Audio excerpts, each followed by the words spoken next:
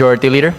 Mr. Speaker, I humbly request that we recognize for his privileged speech the Congressman of the 2nd District of the City of Manila, Congressman Roland CRV Valeriano. To the Congressman of the 2nd District of Manila, Representative Valeriano, you're recognized for your privileged speech. Mr. Speaker, mga kapwa ko mambabatas, sambayanang Pilipino, magandang hapon po sa inyong lahat. Sa anumang negosyo, maliit man o malaki, normal na dumadaan sa pagsusuri ng mga boss ng negosyo ang operasyon at budget ng negosyo. Alam yan ng mga entrepreneur. Saan mang lungsod, munisipyo o barangay, ang operasyon at budget ng LGU ay dumaraan sa pagsusuri ng kanilang konseho. Ganyan po ang proseso dahil tayo ay bahagi ng isang demokratikong republika. Hindi po tayo monarkiya, komunistang rehimen o diktadorya. Ang Pilipinas ay isang demokratikong republika. Kapag eleksyon, wala tayong iniluluklok na hari o reyna o emperatriz sa pwesto ng kapangyarihan. Ang ating demokratikong republika ay mayroong kongreso, judikatura at ehekutibo. Tatlong sangay ng gobyerno na pantay-pantay at binabalanse ang isa't isa.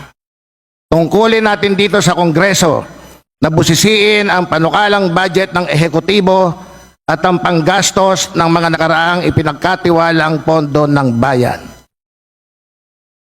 Hindi pera ng pangalawang Pangulo ang Office of the Vice President budget para sa 2022, 2023, 2024 at 2025. Pondo ng bayan yan.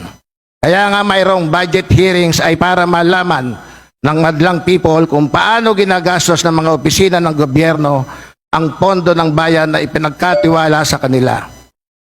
Ngunit, nitong nakaraang linggo, inilantad ng Vice President ang kanyang hindi kagandahang asal at kawalan ng respeto sa ating saligang batas at demokratikong republika.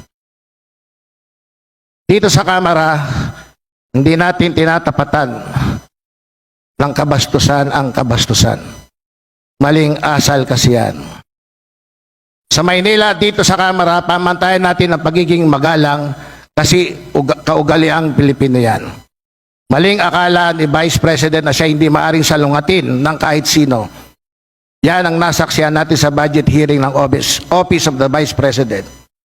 Maling akala ni VP na may kapangyarihan siyang utusan ng Committee on Appropriation na palitan ang presiding officer nito. Mabuti tuwiran sinagot ang kabastusang ito sa isang magalang na paraan ni presiding officer. Maling akala rin ni BP na wala tayong karapatan magtanong ng anumang bagay tungkol sa budget ng kanyang opisina. Isang karuwagan at pag-iwas sa tanong ang kanyang sagot.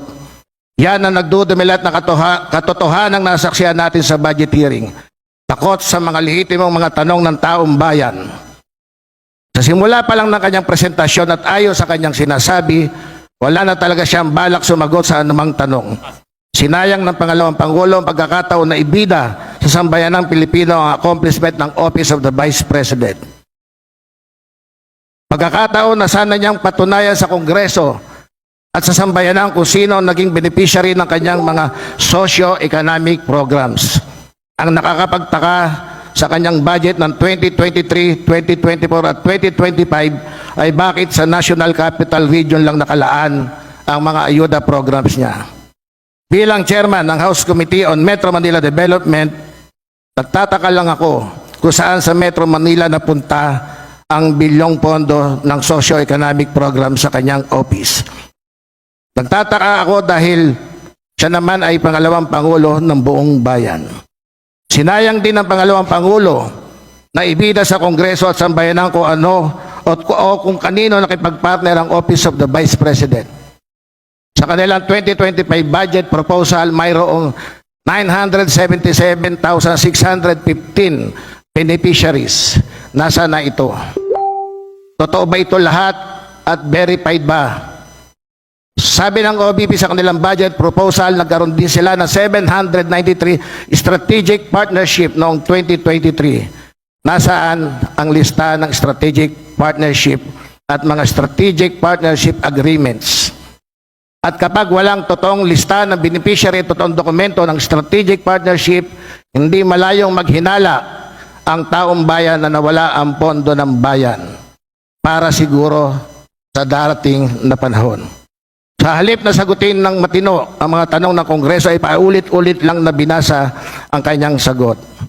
At bilang pagtatapos, nais ko lang pong ipaalala sa mga botante at sa Maynila at sa buong bansa, hindi nararapat sa atin, lalo na't siya'y nag-aambisyon na maging Pangulo, ang ayaw magsabi kung saan ginastos ang pondo ng bayan. Sino ba talaga ang pinaglilingkuran niya? Baka naman ang boss niya ay humaharang sa bangka ng mga Pilipinong mangingisda o ang mga promotor ng Pogo. Ganyan ba ang asal ng ating Vice Presidente at nag-aambisyong maging Presidente? We deserve better. Salamat po.